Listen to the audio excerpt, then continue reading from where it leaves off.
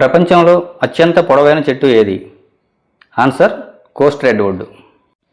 ఈ Coast redwood అనేది సికోయా జాతికి సంబంధించినటువంటి వృక్షం అన్నమాట. ఈ సికోయా జాతిలో రెండు రకాల వృక్షాలు ఉంటాయి. ఒకటి జైంట్ సికోయా, రెండు కోస్ట్ రెడ్వుడ్. ఈ జైంట్ సికోయా విషయానికి వస్తే ఇది 85 మీటర్ల పైన వరకు పెరుగుతుంది. ఇది చాలా భారీ ఆకారంలో ఉంటాయి ఈ వృక్షాలు. ఇవి 2000 సంవత్సరాల నుంచి 3000 సంవత్సరాల వరకు పెరుగుతాయి. విశేషం ఏమిటంటే చిన్న చిన్న అగ్ని ప్రమాదాలు సంభవించినప్పుడు ఈ చెట్టు విత్తనాలు భూమిపైన పడి మళ్ళీ కొత్త మొక్కలు వస్తాయి. ఈ సెకోయా చెట్లు అమెరికాలోని సెకోయా నేషనల్ పార్కులు అంటే కాలిఫోర్నియాలోని సెకోయా నేషనల్ పార్కులో ఎక్కువగా కనిపిస్తాయి. రెండవది కోస్ట్ రెడ్వుడ్. దీన్ని హైపేరియన్ అని కూడా అంటారు. ఇది 115 మీటర్ల వరకు పెరుగుతుంది.